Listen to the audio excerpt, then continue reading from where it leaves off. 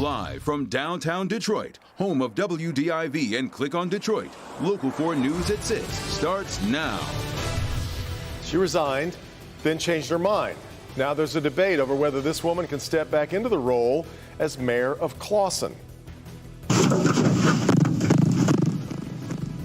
The arrest of a drug suspect in Troy leads to a barrage of verbal abuse aimed at police and damage to one of their cruisers. Topping our news at 6, an example of why police never really know what they'll encounter when they respond to a call. So right, this one involved two people wanted in Florida. Police were called to the Hawthorne Suites on Livernois a week ago. That was a noise complaint. Jason Colthorpe here now with how things escalated. Jason. Boy, did they ever, Devin. After officers showed up, they determined the 19-year-old woman they were questioning had a felony drug warrant out of Miami, so they were in the process of arresting her. During that, a man they were told was her husband shows up, and he too had an outstanding drug warrant out of Florida and was placed in the back of a patrol car. And things got worse from there. You're a cop! You don't touch no female! That's 28-year-old Rocky Garcia of Hialeah, Florida, in the back of a Troy patrol car. He's watching police detain his 19-year-old wife and using a lot of language we can't air to accuse them of hitting her. Hey, man, watch out! You can then hear some commotion outside, which prompts Rocky to start fighting, but not with his fists. First, his head, and then with his right foot.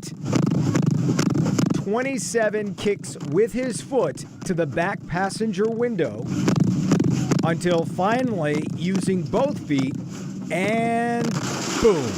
That's when officers realize what's happening, and one comes over to keep him from wiggling all the way out of the patrol car. Don't be touching her, Try it. Don't be touching her, dog. You're a man. You're a man. Don't not kick me. And in one exchange, the officer tries to explain what happened. You hit my wife. Really? I seen you. I seen you, yeah. No, I pushed her back.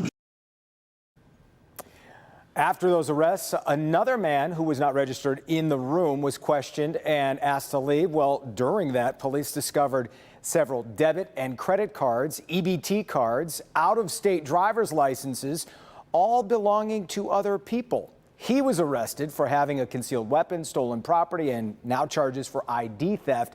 And all of that, guys, before 8 a.m. Back to you, Karen. All right. Thank you, Jason. Earlier this month, the mayor of Clawson surprised city council by resigning from that post. It was even more surprising when Reese Scripture decided she no longer wanted to step down. Now there is a legal battle over whether she can do that. Larry Spruill live this evening. So, Larry, they had already sworn in a temporary replacement. What's next here? Well, Karen, that leaves city council in a pretty predicament because technically they have two mayors after Mayor Scripture wrote, "I quit." Now city council is trying to figure out what to do now. This is video from the Clawson City Council meeting earlier this month on May 4th. Mayor Reese Scripture started the meeting with a bombshell announcement that she's stepping down. I've come to understand that this administration has created a conflict of interest that's left me no choice but to resign as your mayor. I wish I could stay and fight for the residents of Clawson, but I cannot. She told council in her resignation speech on May 4th she was stepping down in part because the city manager and Mayor Scripture were not seeing eye to eye on the city's budgeting process.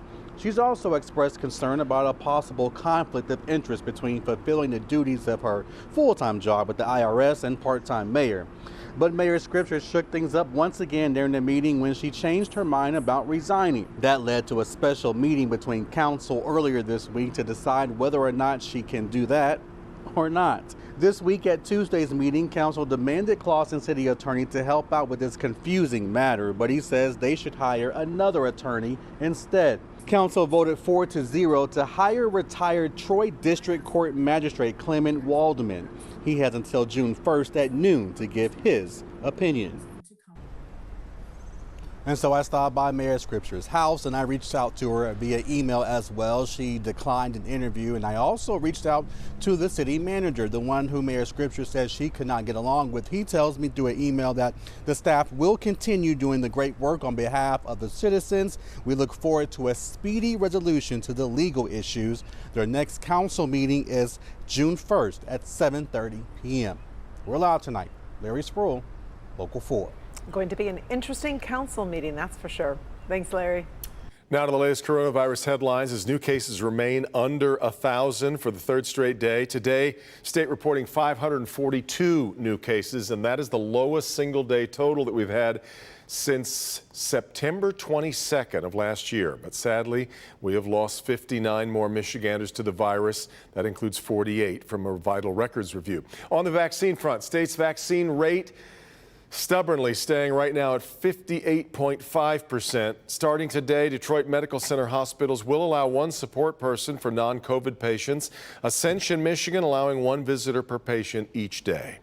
New information tonight on how the governor will pay for her Florida flight to visit her ailing father. Money for the more than $27,000 flight will come from her re-election campaign, not a nonprofit she controls like originally planned. PVS Chemicals, the group that supplied the private jet, said it could only accept payment from a candidate committee because it is not authorized to operate charter flights.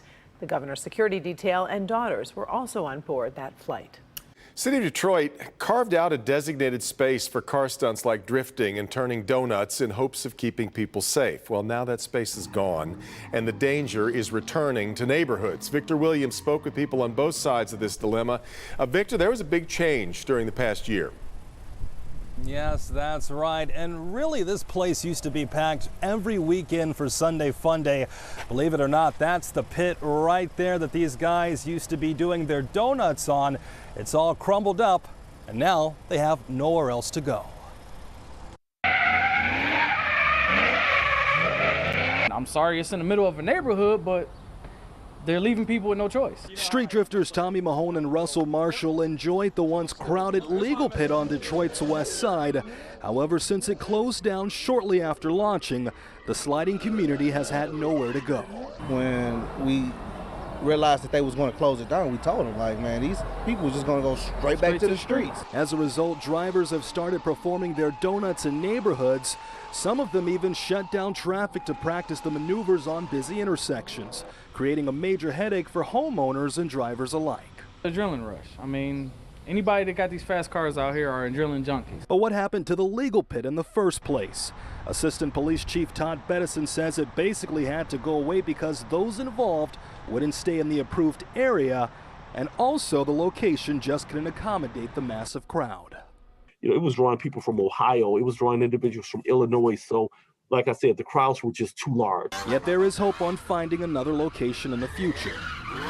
Because it's almost, you kind of need like a area almost the size of a stadium, because it draws the same type of crowd that one of your stadiums would draw. We have to have a section area for these people or kids or grown folks, whoever has these cars, to go somewhere and have fun with them.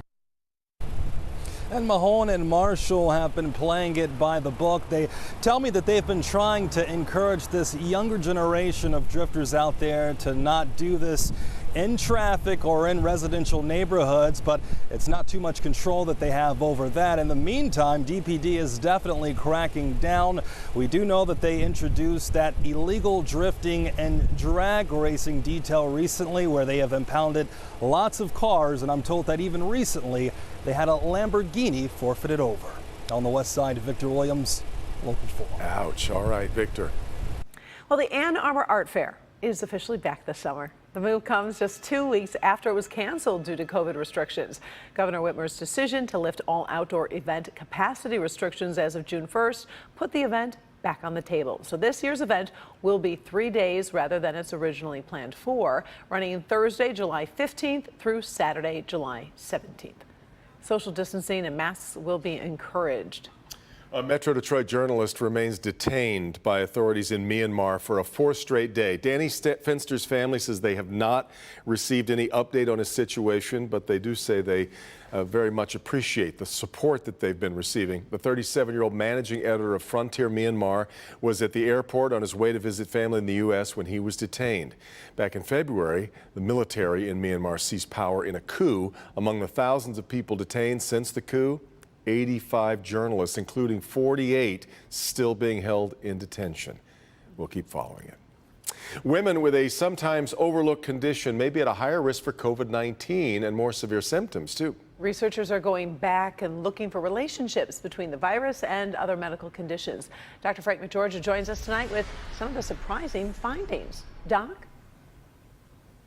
Yeah, Karen and Devin. So polycystic ovary syndrome, as the name implies, leads to ovarian cysts, but it also causes irregular periods, difficulty becoming pregnant, and it's linked to diabetes and obesity. It comes from a hormonal imbalance that affects about 1 in 10 women of childbearing age, and now might also be associated with COVID infections.